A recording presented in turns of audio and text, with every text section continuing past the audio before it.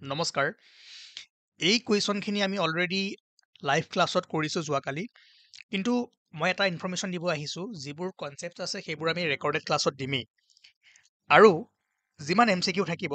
আমি আজিৰ পৰা লাইভ ক্লাছত কৰিম গতিকে ৰাতি 8ৰ পৰা 9 বজাৰ ভিতৰত আপোনালোকে জইন হ'লে আমাৰ কাৰণে সুবিধা হ'ব ঠিক আছে ৰেকৰ্ড কৰি থাকিলে সময় যায় আৰু সেইকাৰণে ক্লাছবোৰ অলপমান লেট হৈ আছে বাৰু যি কি নহওক আমি কিছুমান কুৱেশ্যন কৰোঁ যিসকলে চাইছে স্কিপ কৰিব পাৰে অ'কে প্ৰথম কুৱেশ্যনটো হ'ল যে which of the following city is call the city of canals কোনখন চহৰক খালৰ নগৰ ভেনিছ মনত ৰাখিব এনেকুৱা কুৱেশ্যন দুই এটা মাজে মাজে দিব পাৰে তাৰ পাছত এটা কথা মন কৰিব যে যিবোৰ আমি অলৰেডি ৱৰ্ল্ড জিঅ'গ্ৰাফিৰ ওপৰত বহুকেইটা ক্লাছ কৰিছোঁ প্লেলিষ্ট বনোৱা আছে তাত আপোনালোকে ডিটেইলছত আৰু ইয়াৰ ওপৰত ভালদৰে কনচেপ্টবোৰ পাব সেইকাৰণে মই কমেণ্ট বক্সত আৰু ওপৰত দি দিছোঁ আপোনালোকে চাই ল'ব ঠিক আছে ইয়াত কৈছে which of the following days does the summer solstice occur in the southern hemisphere চাওক এইটো বহুতেই ভুল কৰিছে মই জানো 21 জুন মাৰিছে কি হয় সকলোৱে পঢ়িব ইয়ালৈকে পঢ়ে এইটো নপঢ়ে উৎপাততে 21 জুন মাৰি থৈ গুচি আহিব তাৰপিছত এক্সামত ক'ব কি মইতো কৰি থৈ আহিছিলোঁ ভুল কিয় হ'ল উৎপাতত এইবোৰ নকৰিব পঢ়িব যে চাউদাৰ্ণ কৈছে নে নৰ্দাৰ্ণ কৈছে 21 জুন ছামাৰ চলষ্টিচ হয় ক'ত নৰ্দাৰ্ণ হেমিস্ফিয়াৰত 22 ডিচেম্বৰ উইণ্টাৰ হয়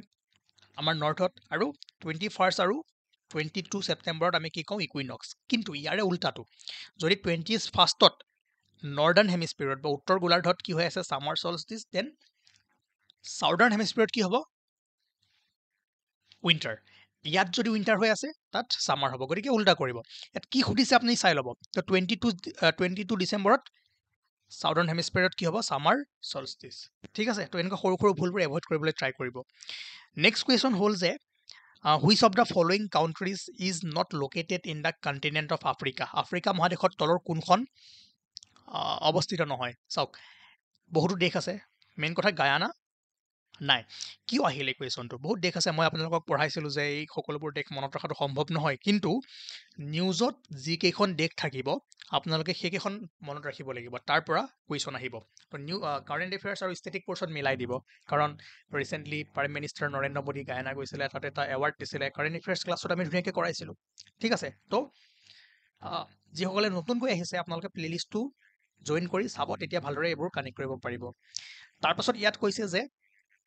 ডিচেণ্ডিং অৰ্ডাৰত সজাব দিছে ইন টাৰ্মছ অফ এৰিয়া মাটিকালিৰ ক্ষেত্ৰত কোনখন মহাদেশ ডাঙৰৰ পৰা সৰুলৈ সজাব দিছে চাওক ইয়াতেতো ইমান চাবলগীয়া নাই আমি জানো এছিয়া এখন ডাঙৰ হয়নে তো এইটো হৈ আছে Asia Africa north America option A is correct বাকী এই অৰ্ডাৰটো এবাৰ চাই থৈ দিব বা ক্লাছততো আমাৰ ক্লাছ নাম্বাৰ 1তো আছেই প্লেলিষ্টত তাত চাব আৰু যিসকলে PDF লৈছে তেওঁলোকে ভালদৰে পঢ়িব এই বস্তুবোৰ এনেই মানে এৰি নিদিব ভাল ভাল বস্তু দিয়া আছে আপোনালোকে যিমান পাৰে চাবলৈ ট্ৰাই কৰিব নেক্সট কুৱেশ্যন এইটো ইম্পৰ্টেণ্ট কুৱেশ্যন কিন্তু এইটো কৰাৰ আগত এটা কথা কওঁ যদি আপোনালোকে মক টেষ্ট ল'ব বিচাৰে যিসকলে DME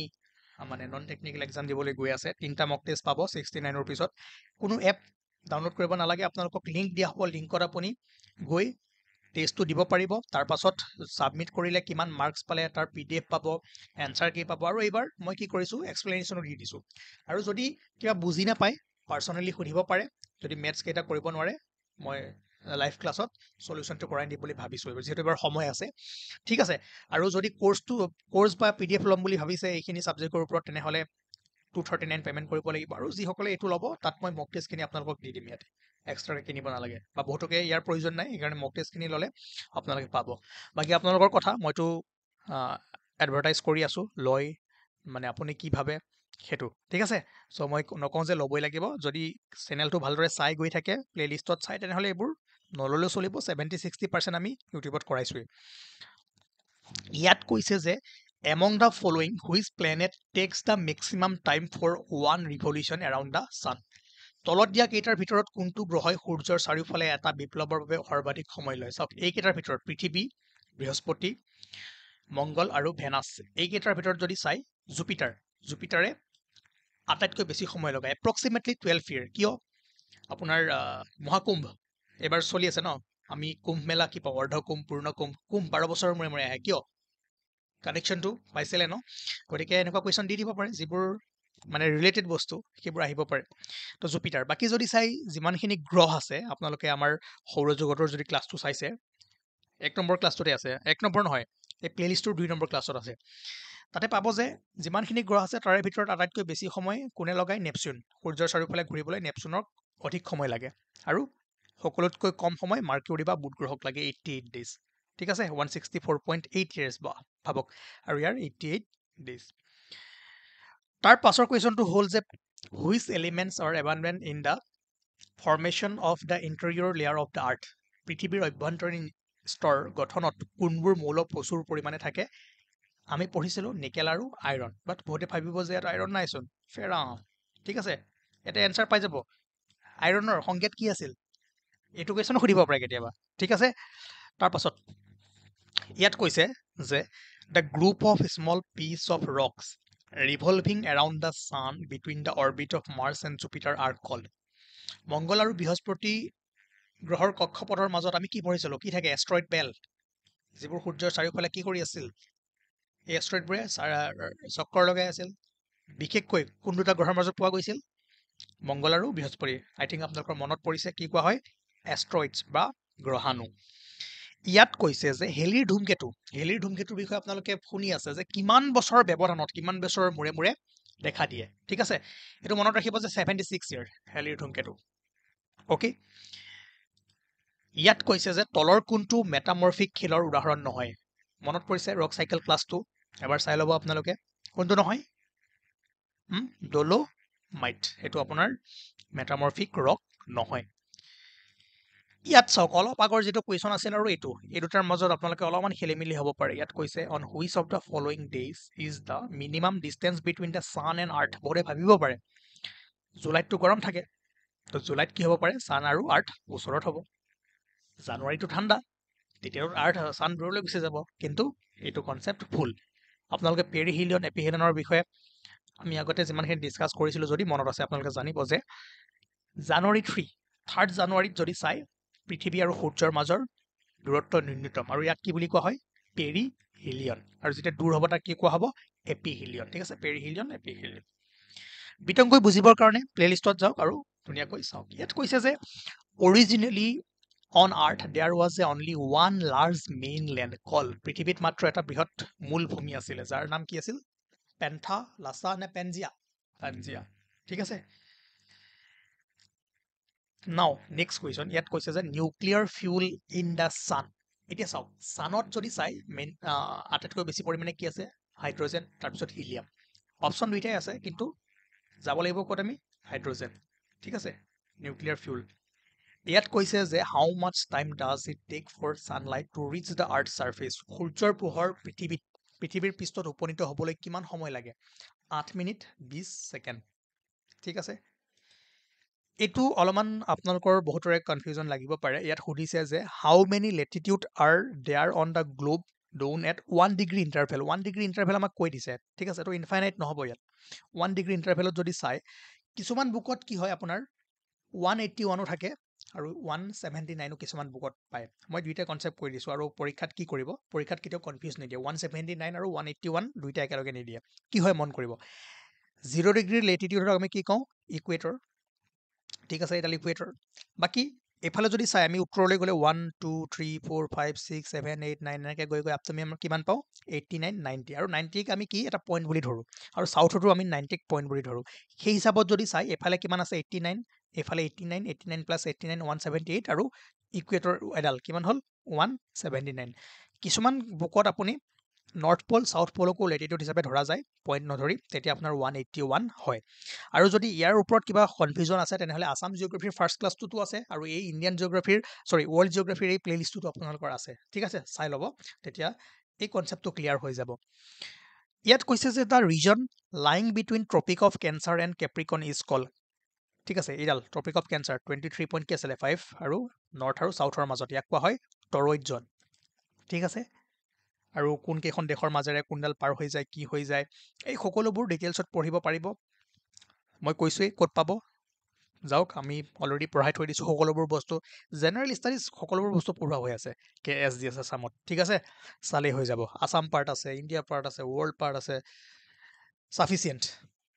ইয়াত কৈছে যে আৰ্থ ৱেষ্ট টু ইষ্ট ঠিক আছে which of the following statement is correct the earth rotates from west to east okay now ইয়াত কৈছে what are the reason for day and night, দিন আৰু ৰাতি। 3D এনিমেশ্যনটো যে মই দেখুৱাইছিলোঁ মনত আছে ন, ৰটেশ্যন অফ দ্য আৰ্থ। ঠিক আছে, আৰ্থ ৰটেশ্যনৰ কাৰণে আমি দিন আৰু ৰাতি কি কৰোঁ, এক্সপেৰিয়েঞ্চ কৰোঁ। অ'কে, তাৰ পাছত ইয়াত কৈছে যে which one of the following is present in the largest amount in terms of percentage mass in the earth crust. অলপমান ৰখাই যদি পাৰে নিজে এনচাৰটো দিয়ক, তাৰপিছত মই কৈ আছোঁ কোনটো পায়। আৰ্থ ক্ৰাষ্ট কৈছে,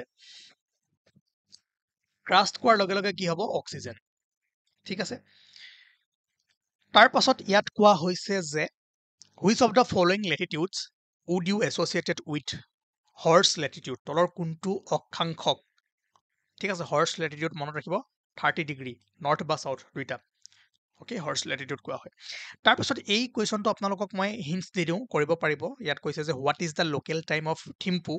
located at 90 degree east longitude when the time at Greenwich is 12 নুন। আৰু মন কৰিব, আপোনালোকে জানে যে প্ৰাইম মেৰিডিয়ানৰ পৰা যদি আমি এইফালে বা এইফালে 1 ডিগ্ৰী যাওঁ তে কিমান মিনিট ডিফাৰেঞ্চ হয়, 4 মিনিট। সেইটো মনত ৰাখক। 15 ডিগ্ৰী যদি যাওঁ কিমান হয়, 1 আৱাৰ। ঠিক আছে, 1 আৱাৰ। এতিয়া মন কৰক,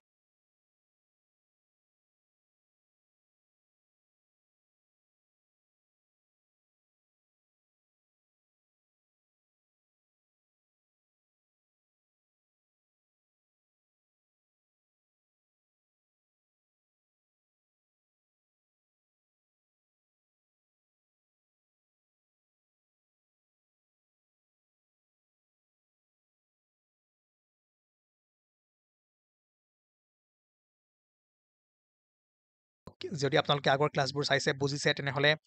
ট্ৰাই কৰক। ইজি কুৱেশ্যন হয়, অলৰেডি মই 6 হ'ব কৈয়ে দিলোঁ। কিন্তু AM নে PM সেইটো অলপমান নিজৰ IQ লগাওক। ইয়াতে কৈছে যে the tropic of cancer and tropic of capricorn both passes through Africa. এইটো কিমানবাৰ কৰাইছোঁ, আফ্ৰিকাৰ মাজেৰে পাৰ হৈ যায়। ঠিক আছে, which country does India share is longest international border with, কোনখন দেশৰ লগত ইণ্ডিয়াই আটাইতকৈ দীঘল বৰ্ডাৰ শ্বেয়াৰ কৰে, কাৰ লগত, পাকিস্তান। হা, নহয়, বাংলাদেশ। তাৰ পাছত কৈছে যে এইটো এতিয়াৰ কাৰণে এৰক, যিসকলে ক্লাছ কৰা নাই তেওঁলোকৰ কাৰণে প্ৰব্লেম হৈ যাব। The basis for determining the standard time of a place কি হয়, বেছ কৰি আমি কেনেকৈ কাক বেছ কৰি আমি এইবোৰ মিলাওঁ, প্ৰাইম মেৰিডিয়ান। ইয়াত কৈছে the longitudinal distance equal to the time period of 1 hour is 15 degree. Just অলপ আগত আমি কৰি আহিছোঁ। ঠিক আছে, তাৰপিছত